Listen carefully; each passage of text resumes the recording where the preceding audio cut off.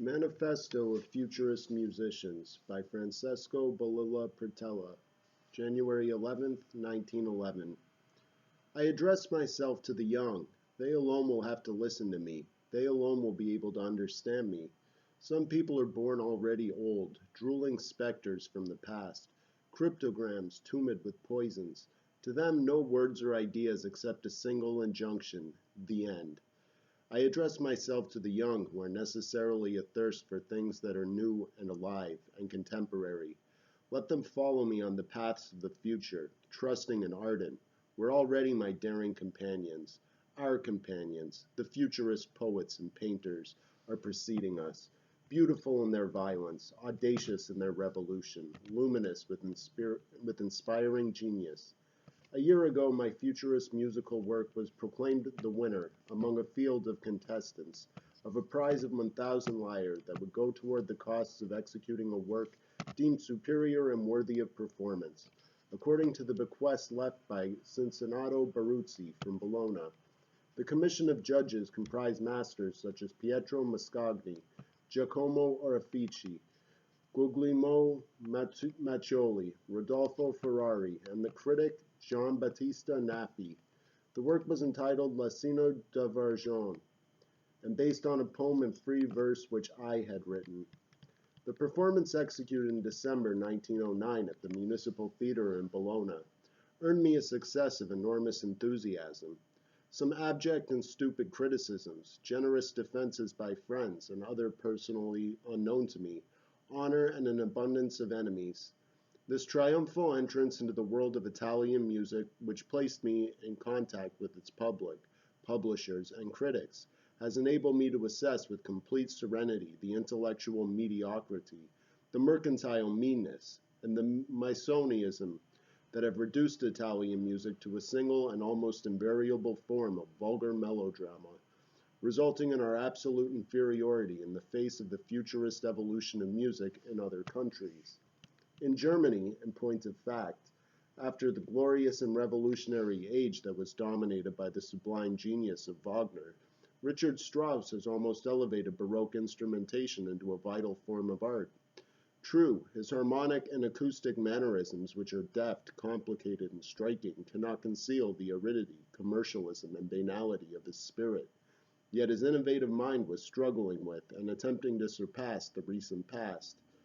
In France, Claude Debussy, a profoundly subjective artist, and perhaps more a man of letters than a musician, swims in a diaphanous and tranquil pool of harmonies that are tenuous, delicate, azure, and always transparent, with instrumental symbolism and a monotone polyphony of harmonic sensations heard through a scale of interior tones. A new system, but still a system, and hence a limitation willingly accepted. He doesn't always manage to conceal the thinness of his one-sided themes and rhythms of the almost total lack of thematic development. For him, development consists in the primitive and infantile repetition of a brief, poor theme, or a monotonous and vague rhythmic moderation. His opera forms have looked back to the stale concepts of Camerata Fiorentina, which in the 16th century gave birth to modern opera. And he has not managed to completely reform the contemporary opera of his own country. Still, more than any other, he is boldly struggling against the past, and in many respects surpassing it.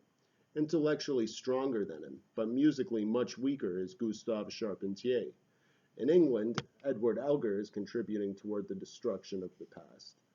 He seeks to amplify classical symphonic forms, attempting richer approaches to thematic development and multiform variations on a single subject, and seeking for effects that are calibrated to and consonant with our complex sensibility of today, achieving that through sheer variety of instrumental combination rather than the exuberant variety of instruments.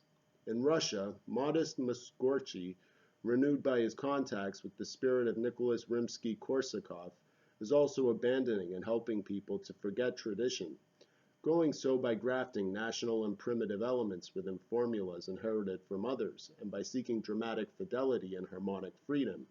This is also the procedure of Alexander Glazunov, even though he remains primitive and far from a pure and more balanced conception of art. In Finland and Sweden, once again, though the national musical and poetic element, innovative tendencies are being nourished, as confirmed by the works of Sibelius.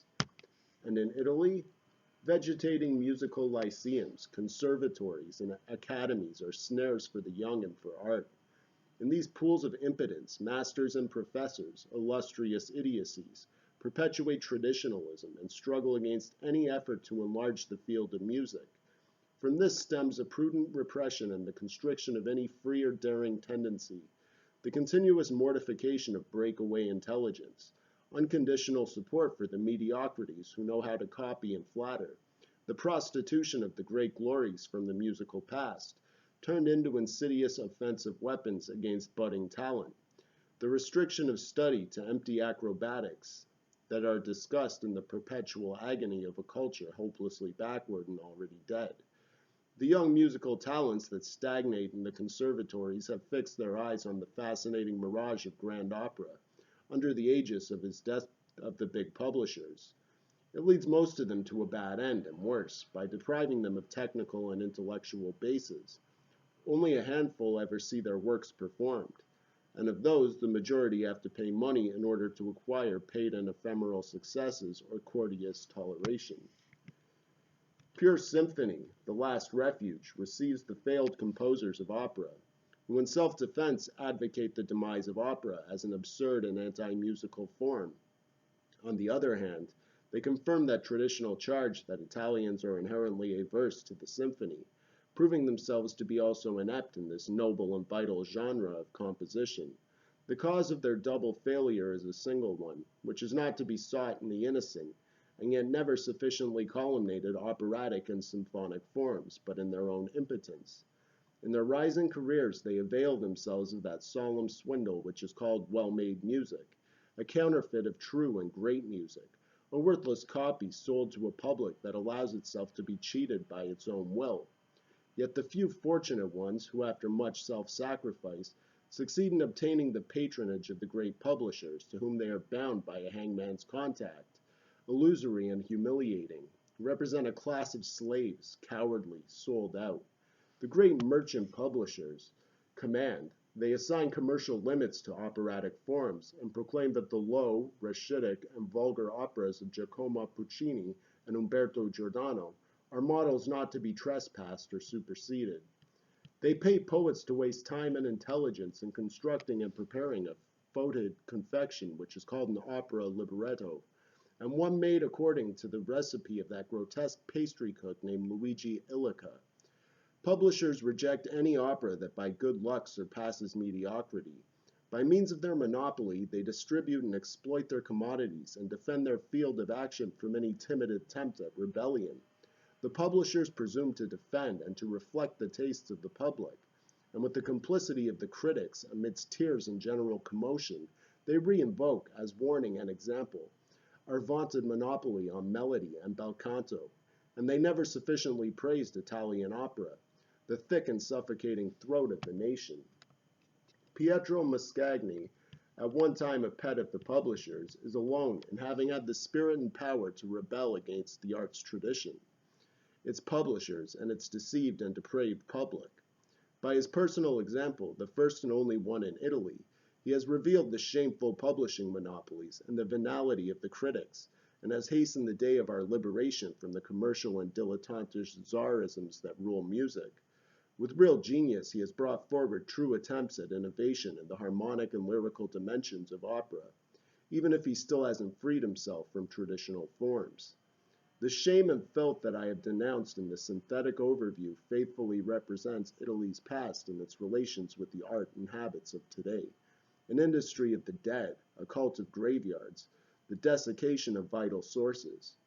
Futurism, which is a rebellion of the life of intuition and feeling, a palpitating and impetuous springtime, inevitably declares war against doctrines, individuals, or works that repeat, prolong, or praise the past at the expense of the future. It proclaims the conquest of an amoral freedom of action, conscience, and conceptualization. It proclaims that art is disinterestedness, heroism, disdain for easy successes. Under the open sun and free air, I unfurl the red flag of futurism. And beneath its flaming symbol, I call upon all those young composers who have the heart to love and to struggle, the mind to conceive new works, and a brow immune to cowardice. And I scream with joy upon finding myself free of every chain of tradition, doubt, opportunism, and vanity. I who repudiate the title of maestro as a sign of equality in mediocrity and ignorance, confirm my enthusiastic adhesion to futurism, offering to the young, the passionate, and the bold, these my irrevocable conclusions. Conclusions. 1. Convince young composers to desert musical lyceums, conservatories, and academies, and to consider free study as the only means of regeneration. 2. Fight with assiduous disdain against the critics, fatally venal and ignorant, and liberate the public from the malignant influence of their writings. To this end, found a new independent musical review resolutely opposed to the criteria of conservatory professors and the debased standards of the public. 3. Abstain from participating in any competition with the customary closed envelopes and related admission charges, publicly denouncing the mystifications and revealing the incompetence of juries that are generally composed of cretins and dotards. 4. Keep away from commercial and academic environments, disdaining them, and instead preferring a modest life over the large profits which mean that art has to sell out. 5. Free one's own musical sensibility from all influence or imitation of the past. Feel and sing with the spirit facing toward the future, drawing one's inspiration and aesthetics from nature, and all its present human and extra-human phenomenon. Exalt the man symbol perennially, renewing itself in the various aspects of modern life and in the intimate relations with nature. 6. Destroy the bias in favor of well-made music, rhetoric, and impotence, and proclaim a unique concept of futurist music, something absolutely different from what has been done until now, and in that way, in Italy, shape a futurist musical taste and destroy academical, dogmatic, and soporific values, declaring odious, stupid, and vile a sentence such as, "Let's go back to tradition." 7. Proclaim that the reign of the singer must end, and that the singer is no more important to the opera than an instrument is to the orchestra. 8. Transform the term opera libretto and its meaning, changing both into dramatic or tragic poem for music, and substituting free verse for traditional meters. Every opera composer, moreover, should necessarily and absolutely be the author of his own poem. 9. Categorically combat period pieces and traditional singing, and declare the contempt for modern costumes stupid. 10. To fight against the Tosti and Costa sort of ballads, nauseating Neapolitan songs, and sacred music, the latter having lost any reason whatever for its continued existence with the collapse of religious belief, has become an exclusive monopoly of impotent conservatory directors and a few thwarted priests.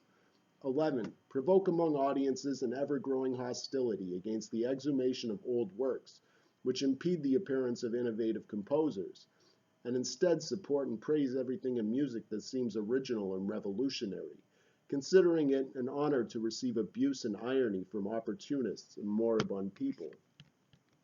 And now, let the reaction of the passeists pour all their fury on me. I laugh serenely, and I don't give a damn. I've ascended beyond the past, and loudly I call young musicians to gather around the flag of futurism, which, launched by Marinetti in the Parisian newspaper Le Figaro, has in only a brief span of time conquered the greatest intellectual centers of the world.